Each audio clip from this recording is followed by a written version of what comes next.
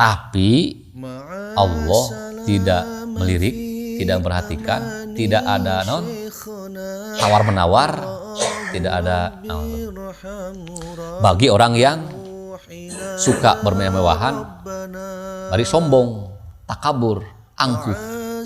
Jangankan orang kafir, orang muslim sekalipun ketika sombong, merasa diri lebih baik, lebih hebat, Allah mau diperhatikan.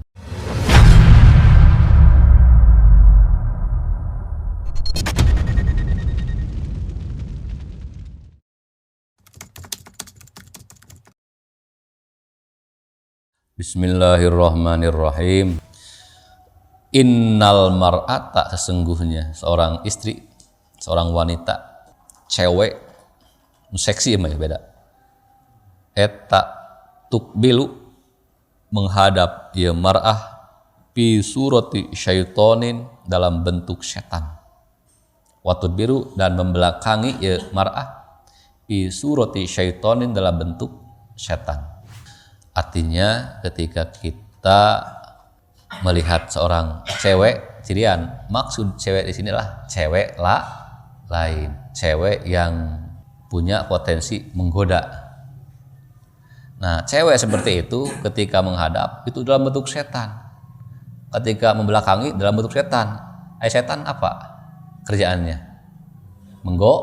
Menggoda. Nah, hati-hati ketika kita melihat cewek ketika menghadap. Waduh, kadang-kadang kita tergoda. Kadang-kadang kita suka membayangkan. Jadi mukasyafah katanya.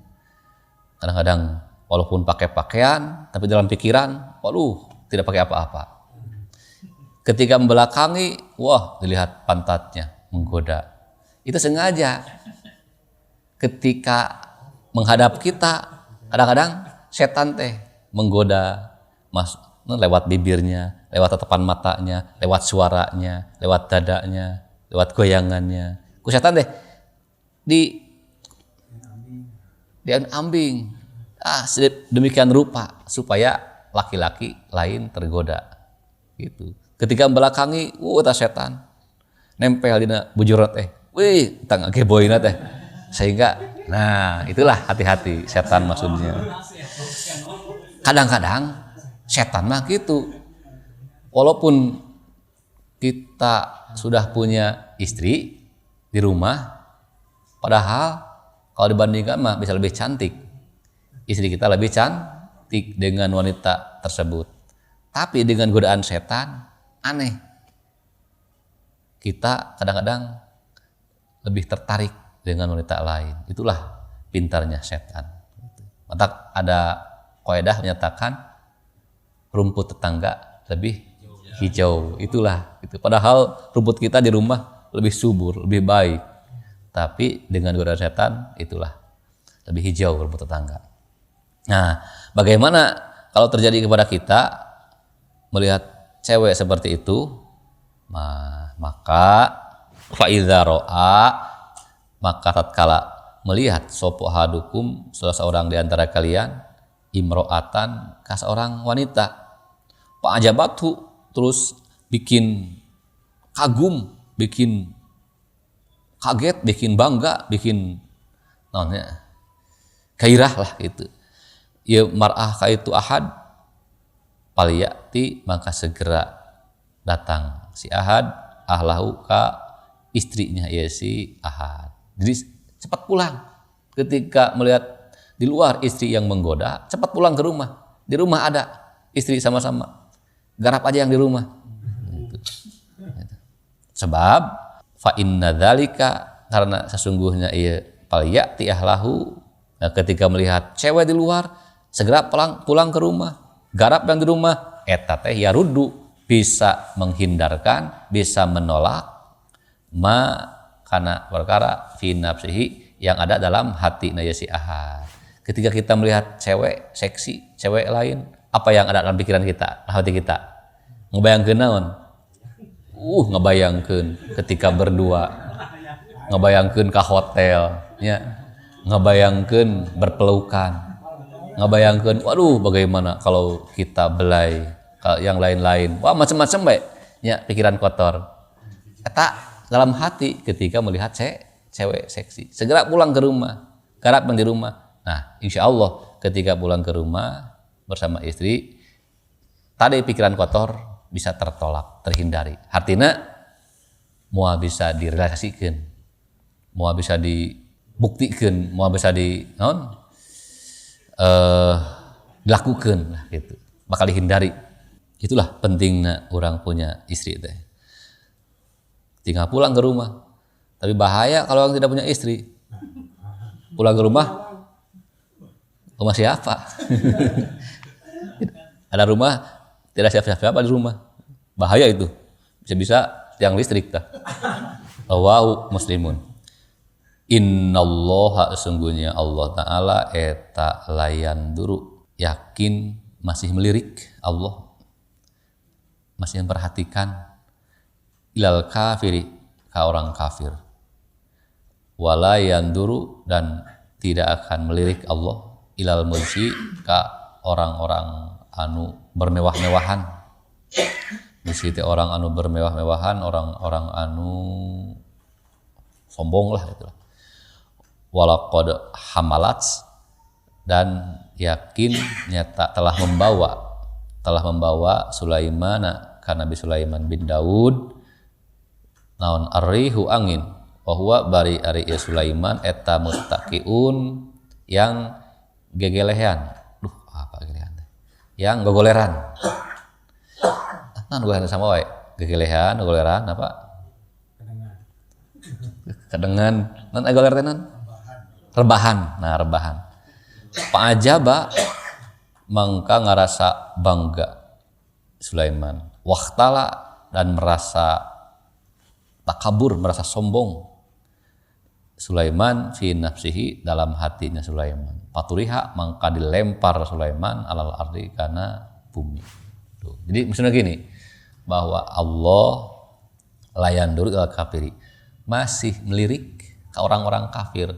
Orang kafir itu orang anu nolak karena aturan Gusti Allah, norak beriman, itu orang kafir. Pasti Allah bencinya, marah orang kafir.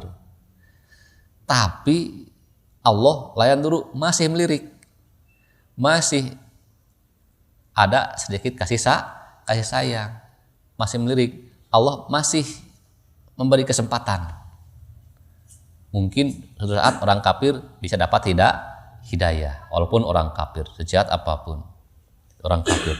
Tapi Allah tidak melirik, tidak memperhatikan, tidak ada tawar menawar, tidak ada bagi orang yang suka bermewah-mewahan, bari sombong, takabur, angkuh.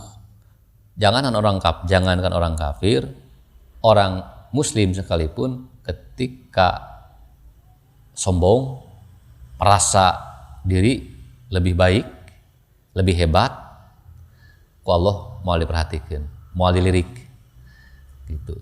Bakal dilempar ku Allah, bakal dimurkai ku Allah. Ayat pernah dialami ku Nabi Sulaiman alaihis salam. Kan Nabi Sulaiman mah adalah seorang nabi anu hebatnya, kekuasaanana, kekayaanana, sampai bisa berbicara dengan binatang, seluruh makhluk termasuk bangsa jin, setan dikuasainya. Kendaraannya oke, angin, bisa hiber Nabi Sulaiman mah. Tuh. Bukan Superman saja, Nabi Sulaiman sudah bisa terbang pakai angin. Seak, cepatnya. Nabi Sulaiman. Nah, suatu saat ketika Nabi Sulaiman terbang pakai angin sambil gegelehan, timbul perasaan bangga, merasa hebat sambil melihat ke bawah teh. Nanya bahagia. Maka Allah menegur sampai langsung dilempar ke bumi ketika itu. Tuh, Nabi Sulaiman seorang nabi gitu. Apalagi manusia biasa sombong, angkuh, bangga diri, sombong dengan kekayaan, sombong dengan rupawan, sombong dengan ilmu, sombong dengan ibadah, sombong dengan apapun, kita betul-betul sangat dibenci ke Allah. Titik. Sombong dengan kemiskinan. Rawahu at-Tabrani.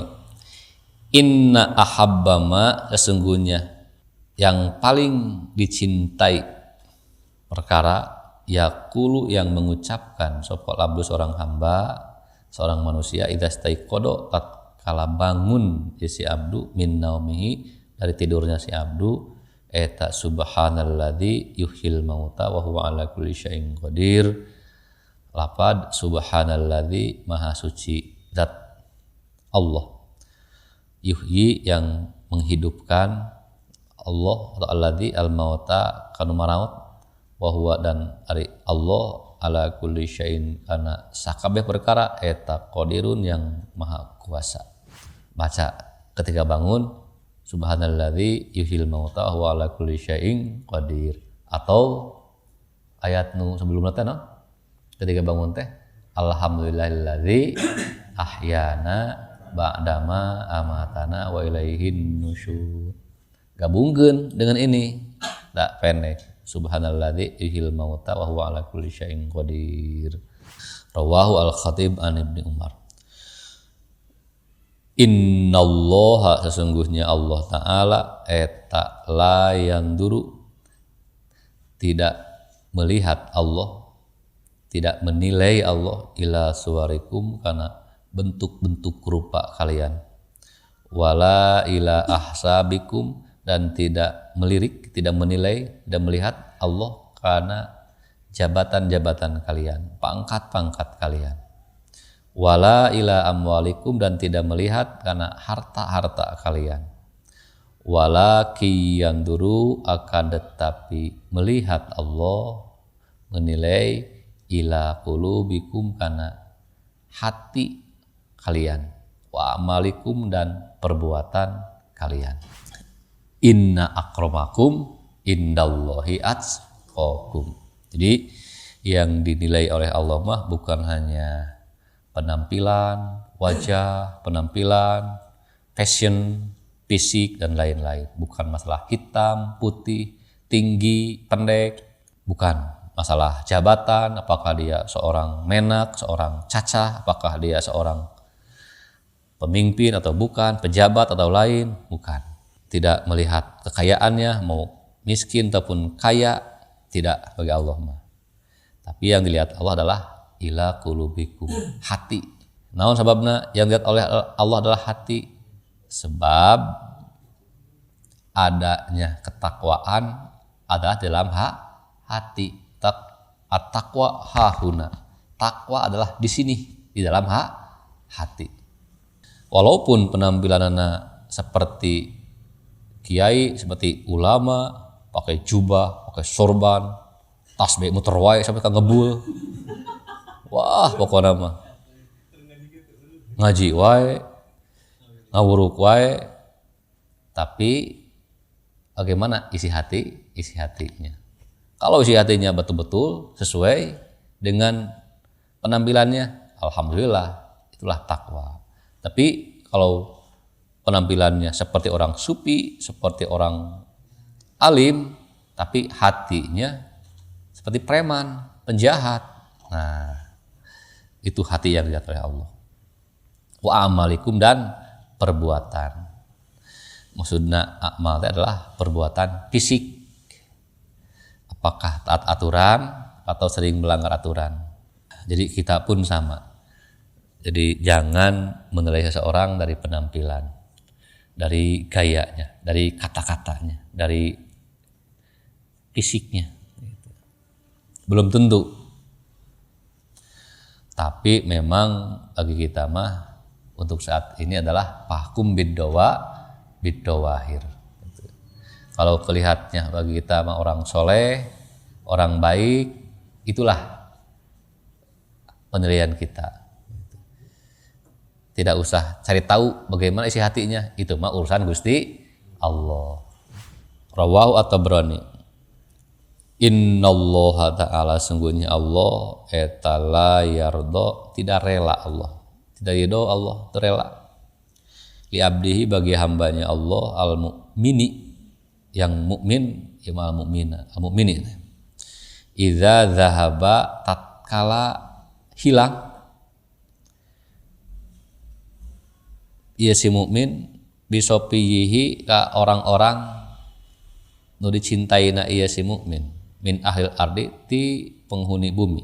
Artinya ketika seorang mukmin kehilangan orang-orang terkasihina, ditinggal pergi, ditinggal istrinya, ditinggal anak-anaknya, ditinggal saudara-saudaranya, siapapun orang yang disayangi, pergi, menghilang, maut, pasabaro terus sabar, ya si mukmin menerima, wahtasaba dan mengharap pahala ya si mukmin bisawabin karena ganjaran. Nah, maka Allah tidak rela dunal jannati selain surga. Gitu. Maksudnya ketika seseorang ditinggal pergi, orang-orang yang dicintainya sedih tidak? Sedih. Ya. Ditinggalkan istri, ditinggalkan suami, waduh, sedih pisan. Bahkan katanya ditinggal pergi istri atau suami mah lebih dari ditinggal saudara, bahkan lebih ditinggal kepada orang tua sedihnya. Gitu. Ditinggal anak sedih. Nah, ketika seseorang ditinggal maut ku orang-orang dicintainya tapi sabar we, menerima we, maka Allah tidak ridho, tidak rela selain memberikan surga baginya. Rawahu an-Nasa'i an Ibnu Umar. Innallaha sesungguhnya Allah Ta'ala la yadlimu tidak mendolimi Allah al-mu'mina ke orang mukmin hasanatan karena kebaikan yu'to yang diberikan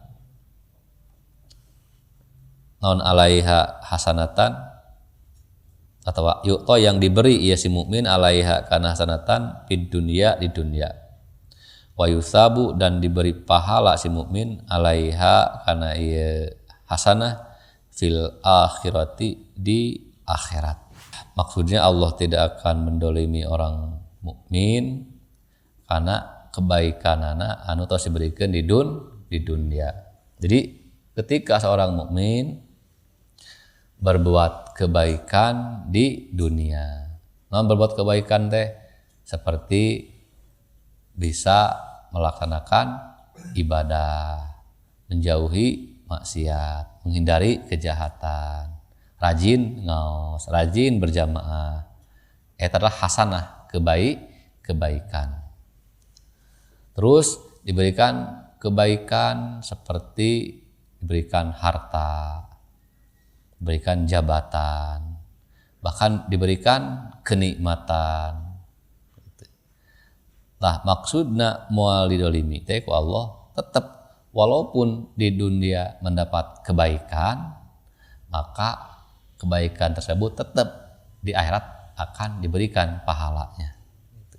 Kira nama seorang mukmin berbuat baik di dunia, osok teu diburuhan di dunia keneh. Osoknya berbuat kebaikan di dunia, diburuhan di dunia keneh. Allah mal dolimi. Dok ieu dak sudah buruhnya di dunia, di akhirat mau libere deui. Tidak. Sekalipun di dunia sudah dikasih pahalanya, kebaikannya, maka di akhirat tetap akan diberikan oleh Allah, bahkan jauh lebih besar. Itu orang mukmin. Beda dengan orang kafir.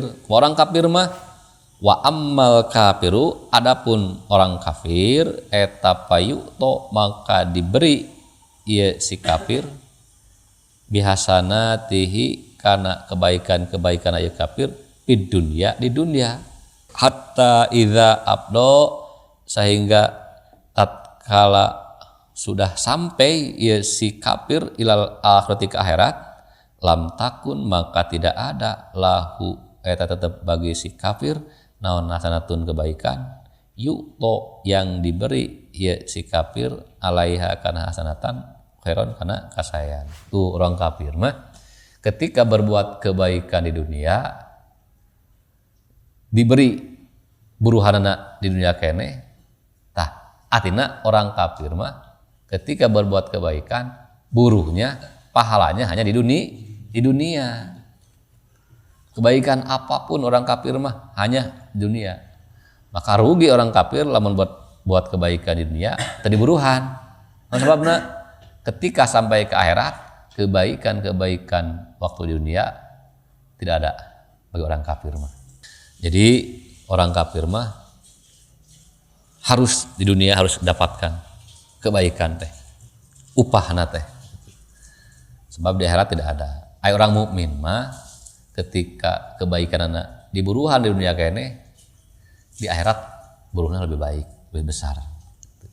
Makanya orang mukmin mah ketika berbuat kebaikan mau diburuhan ataupun tidak, jangan dipermasalahkan. Kita berbuat kebaikan di dunia, mau dipuji ataupun tidak buruhan teh, mau dibalas ataupun tidak di dunia, itu jangan jadi urusan. Tetap yang penting Allah telah mencatat setiap kebaikannya pasti di akhirat. Justru malah kalau orang mukmin berbuat kebaikan di dunia ingin dibalas di dunia kene, hangus di akhirat pahalanya. Jadi buatlah kebaikan, kerjakanlah kebaikan. Mau dibalas ataupun tidak masalah. Dibalas kebaikannya, alhamdulillah. Tidak dibalas, tidak apa-apa. Yang penting jelas Allah telah menyiapkan untuk di akhiratnya. Rawahu Ahmad an Anasin. Innallaha, sesungguhnya Allah Ta'ala eta layak balu, tidak akan menerima Allah minal amali, dari amal, illama, kecuali amal karena yang terbukti ieu sima lahu pikeun ieu amal kholison eta yang bersih murni karena Allah, wabtugia dan dicari diharapkan bihi dengan amal on wajuhu dat Allah. Jadi amal yang diterima oleh Allah itu adalah amal yang kholison, ikhlas, dilakukan hanya karena Allah, tidak ada pamrih yang lainnya, tidak ada modus selain Allah, tidak ada motif selain Allah, hanya murni karena Allah. Terus wabtugia bihi wajuhu, hanya mencari ridho Gusti Allah, artinya yang ikhlas. Amal apapun kalau tidak ikhlas jangan harap diterima oleh Gusti. Diterima sudah tidak, apalagi dibalas, diganjar. Tingkatan ikhlas teh macam-macam. Ikhlas teh yang pertama ikhlas kelas ekonomis, ada yang menerangkan ikhlas kelas awam lah, ekonomis tehnya kelas ekonomis nyata kita berbuat kebaikan ibadah karena ingin masuk surga, takut masuk neraka. Kenapa kamu sholat? Hoyong ka surga. Kenapa kamu ngaji? Hoyong ka surga. Kenapa kamu tidak berbuat jahat? Takut neraka. Itu ikhlas kene. Ikhlas awam. Aya naik level ikhlas teh ibadah teh karena Allah. Nah level kedua mah kita melakukan ibadah menjauhi larangan Allah karena itu adalah perintah Allah. Menjauhi larangan itu karena larangan Gusti Allah. Masalah ke surga atau neraka itu mah terserah Gusti Allah. Jadi udah mulai naik tah. Jadi melakukan ibadah teh bukan hanya karena ingin ke surga, bukan karena takut neraka, tapi semata-mata kami sebagai hamba Allah, diciptakan oleh Allah, diatur oleh Allah. Maka berusaha melakukan aturan Gusti Allah. Perintah laksanakan, larangan jauhi. Mau ke surga atau neraka terserah. Nah, kita mulai meningkat lah. Gitu. Yang penting kayaknya ridho Allah. Ikhlas kelas VIP mah justru kita melakukan ibadah teh dalam rangka bersyukur ka Gusti Allah. Nah bet salat ieu mah bersyukur we ka Allah. Nah bet ngaos bersyukur ka Gusti Allah. Da bisa ibadahna tersebut pun adalah nikmat di Gusti Allah. Urang kumpul ngaos seperti kieu. Ieu teh hakikat mah digerakkeun ku Gusti Allah. Langkah urang didingankeun, hate urang kerteg dimudahkeun ku Allah. Urang kersa salat hakikat mah digerakkeun ku Gusti Allah, bukan hasil urang nyalira. Berarti mun kitu urang rajin ibadah teh digerakkeun ku saha? Ku Allah. Berarti nikmat sanes.